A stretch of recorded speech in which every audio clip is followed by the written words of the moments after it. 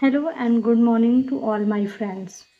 So, I am again here to discuss a new topic. Actually, I was supposed to speak about Tratak and meditation today, but somehow I came across a new things which I read last night. So I thought I should share this first, and then we will switch from self healing to the methods of self healing, which was I have already discussed about Tratak and meditation, and how we are going to perform it with the help of our surrounding things, and what is the role of cinema, how cinema can help you in self healing, and it can also help you in handling depression. So we will discuss that also. So earlier I was planning to display the whole process in two parts, but one more part which I told you I came across last night. So I just want to share it with you. So it is also related to films, because my purpose is to make you understand the difficult things of life, the difficult things related to your mental health through through the films and cinema theater, so that you can correlate, because everybody loves watching movies, watching different kind of films, plays, and most of the middle class females, they don't visit to a therapist, or they don't have this concept of visiting therapist. So let's move ahead. My lecture will be in Hindi, a little bit with English also. So after this brief introduction, I would like to move forward. So today's topic is about the use of theater in handling your mental health. So why theater arrived, why play arrived, why films are so important for a society, for the growth of a society, for the thought process of a society, who are those think tanks who have made this possible. So we will discuss all these things. So let's start. तो हम चर्चा करने वाले हैं नाट्य शास्त्र के विषय में। थिएटर तो बड़ा कॉमन वर्ड है। जब थिएटर की बात आती है तो हमें पता है कि थिएटर वो होता है जो प्ले होते हैं स्टेज पे और जिन्हें हम देखने जाते हैं। फिल्म्स का आइडिया हमें है कि फिल्म्स जो होती हैं वो पहले से रिकॉर्ड होके रिलीज़ होके और उनके ट्रेलर हमको टीवी पर दिखाए जाते हैं और फिर हम जो है उनको देखने जाते हैं सिनेमा हॉल में। और थिएटर को हम जो डिफरेंट प्ले ग्रुप्स हैं वो लोग आकर के लाइव परफॉर्म करते हैं। तो इतना डिफरेंस सभी को मालूम है। और अब थिएटर देखने का आम जनता में थोड़ा सा क्रेज़ कम हो गया है। ऐसा लगता है कि थिएटर देखने जा रहे हैं तो हम बहुत एलीट क्लास के हैं और हम बहुत पढ़े लिखे लोग हैं। लेकिन थिएटर जब आया तो ये बहुत आम जनता के लिए आया था, आम जनता की रुचियों से संबंधित था और जो समाज में चल रहा है। और ये वाकई में अगर हम देखें तो सबसे पहले जब आया तो लोगों की मेंटल हेल्थ सुधारने के लिए ही आया था थिएटर। मैं आपको एक कहानी सुनाती हूँ कि थिएटर आया कैसे।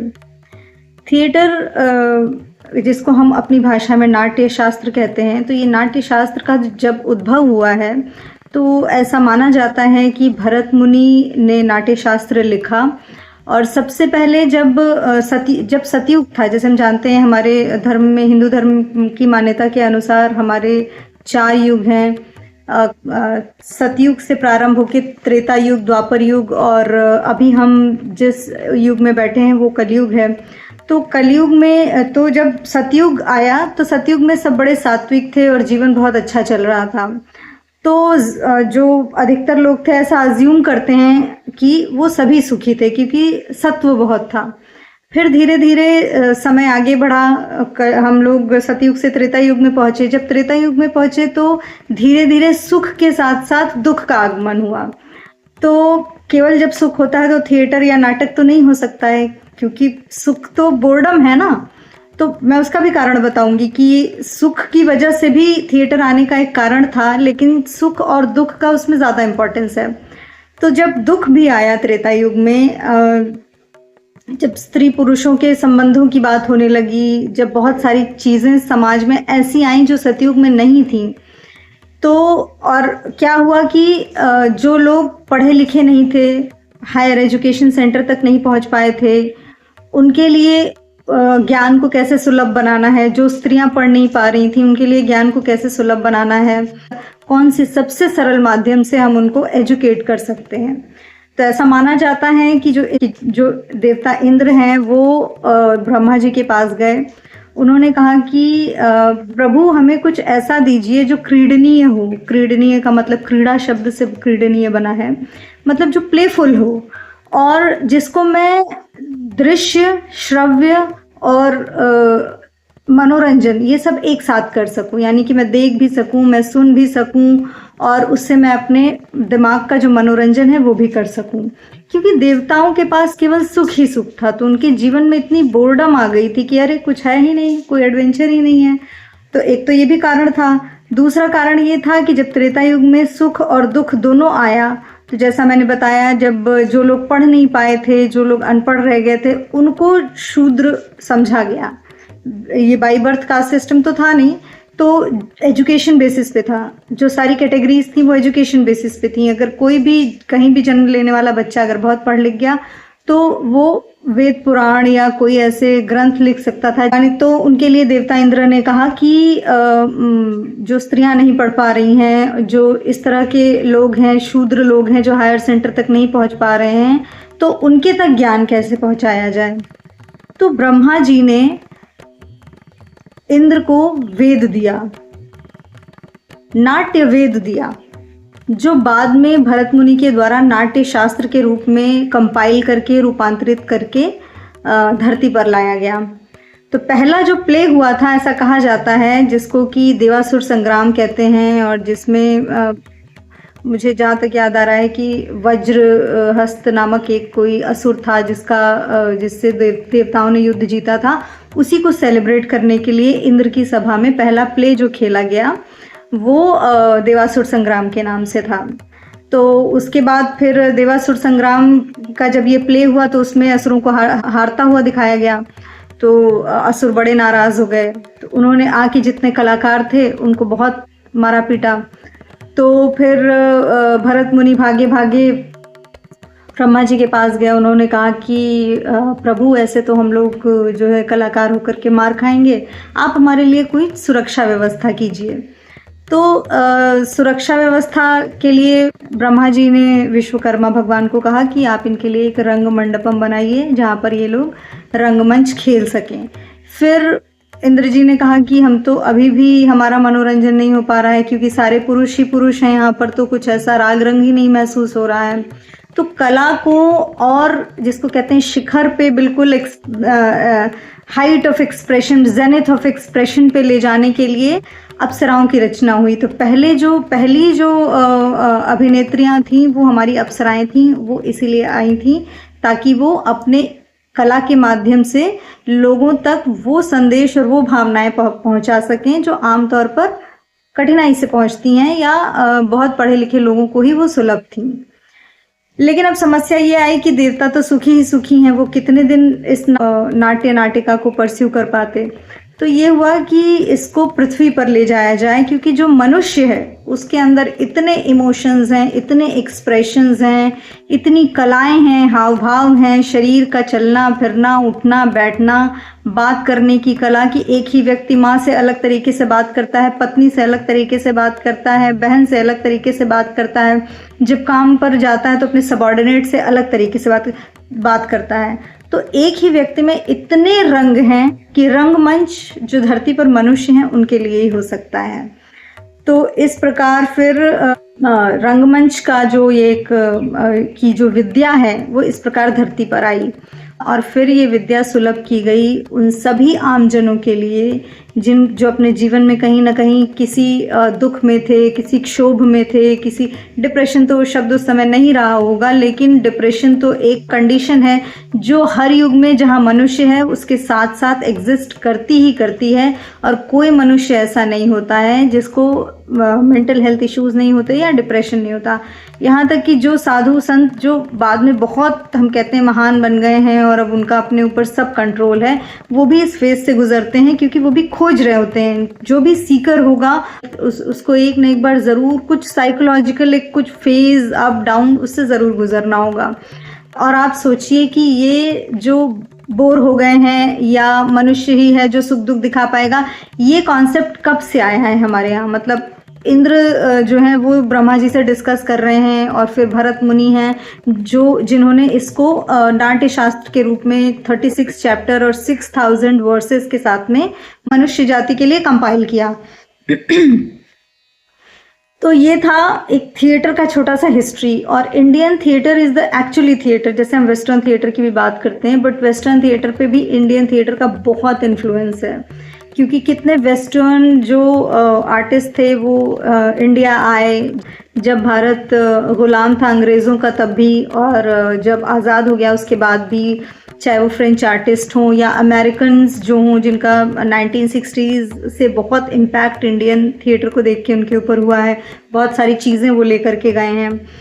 थिएटर में जब कोई प्ले प्लान होता है तो वो हमेशा ये देख के प्लान होता है कि जो करंट सिनेरियो चल रहा है, जो जस्ट पास्ट जो गुजरा है, जो समय अभी चल रहा है, या अभी जो कुछ दिनों में ही फ्यूचर होगा, उस सब को कंपाइल करते हुए वो प्ले को डिज़ाइन करते हैं, क्योंकि तभी उनको पता है कि ऑडियंस देखेगी। क्योंकि थिएटर में तो हम 1-to-1 ऑडियंस की बात करते हैं ना, कि हम नाटक कर रहे हैं, अगर मैं रामलीला में रावण बनी हूँ और मैं प्ले कर रही हूँ, और अगर मैंने बहुत सॉफ्ट स्पोकन रावण का रोल कर दिया तो जनता तुरंत ही मेरा मजाक उड़ाएगी और वो रिएक्शन मैं तुरंत रिसीव करूँगी। तो इसलिए जो थिएटर है वो बहुत स्ट्रक्चर्ड किया गया कि हम तुरंत ही जो डिप्रेस है उसको हंसा दें और वो याद करते हुए जाए कि ये कलाकार ऐसा था। तो जो नाटक का मुख्य उद्देश्य था वो दरअसल मानसिक स्वास्थ्य के लिए ही आया था, और जो नाट्य शास्त्री हैं, जो नाटक करने वाले हैं, जो नटी लोग हैं, जो आचार्य हैं इस फील्ड के, वो हमेशा से केवल और केवल ह्यूमन साइकोलॉजी को सेंटर में रख कर काम कर रहे हैं। उन्होंने केवल इसको एंटरटेनमेंट का माध्यम कभी समझा ही नहीं, क्योंकि entertainment is a part. Entertainment तब होता है जब आपका मूड बहुत अच्छा है कि अरे आज हम बहुत खुश हैं, लेट्स सेलिब्रेट। लेकिन आप हमेशा एक ही मूड में नहीं रहते हैं, मूड स्विंग होते हैं, चाहे आप मेल हों, फीमेल हों, छोटे बच्चे हों, अडोलेसेंट हों, आप किसी भी एज ग्रुप में हों, आप वृद्ध हों, आपका जो मूड है वो स्विंग होता रहता है, और उसी हिसाब से आप अपनी चीज़ों को, अपनी चॉइसेस को बनाते हैं। धीरे धीरे जब मेरे लेक्चर्स को सुनते जाएंगे तो आप ज़रूर समझ पाएंगे कि ये टॉपिक इतना अलग और इतना इम्पॉर्टेंट क्यों है। आपको जब आप किसी भी मेंटल कंडीशन में हो, आप कोई बहुत बड़ा हाई फाई इलाज खोजने की आपको ज़रूरत नहीं है। आप सबसे पहले अपने आप को अपने सराउंडिंग पे केंद्रित करिए, अपने टाइम और स्पेस के का जो कोरिलेशन है उससे अपने आप को सेंट्रलाइज कीजिए, अपने आप को सेंटर में रखिए और देखिए कि आपके आसपास में क्या घटित हो रहा है।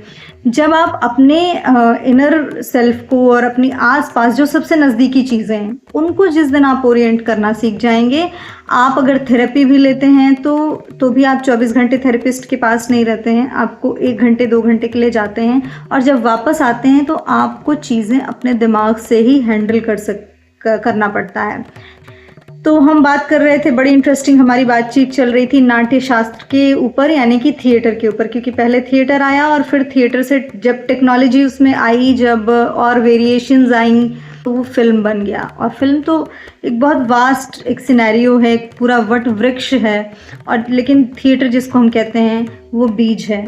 तो ये बीज आपके लिए कैसे लाभदायक है, हमें ये सीखना पड़ेगा कि दुनिया में जितनी चीज़ें हैं आसपास उनसे हम क्या ले सकते हैं, क्या सीख सकते हैं, अपने ब्रेन को कैसे ग्रो कर सकते हैं। तो जब ये चर्चा शुरू हुई कि इसको देवता नहीं कर सकते हैं क्योंकि ये एक लौकिक चीज़ है, इसमें दुख भी है, सुख भी है, रोना धोना भी है, रिश्ते भी हैं, काम क्रोध सब हम दिखा रहे हैं, तो इसको मनुष्यों से करवाया जाए। अब आप सोचिए ह्यूमन ब्रेन की क्या पावर है कि देवता भी सोच रहे हैं कि इसको हम नहीं कर सकते हैं, इसको तो मनुष्य कर पाएगा, हमारे बस का नहीं है ये। तो आप अपने ब्रेन की क्षमता को देखिए। हम देखते हैं कि जब सतयुग में सब कुछ अच्छा था, जब दुख था ही नहीं तो नाट्य शास्त्र भी नहीं था, जब नाट्य नहीं था तो केवल ब्रह्म चर्चाएं होती थी, यानी कि जो इंटेलेक्चुअल लोग हैं, जो बहुत पढ़े लिखे लोग हैं, जो और सभी पढ़े लिखे होते थे, सभी के पास ब्रह्म ज्ञान होता था, तो ब्रह्म चर्चाएं होती थी। पर जब त्रेता युग आया, लोगों में दुख आया, लोगों में व्यभिचार आया, एग्रेशन आया, क्रोध आया, और कोई चीज़ किसी को मिल रही है किसी को नहीं मिल रही है, तो मनुष्य में भी राक्षसी प्रवृत्तियों का इंट्रोडक्शन हुआ।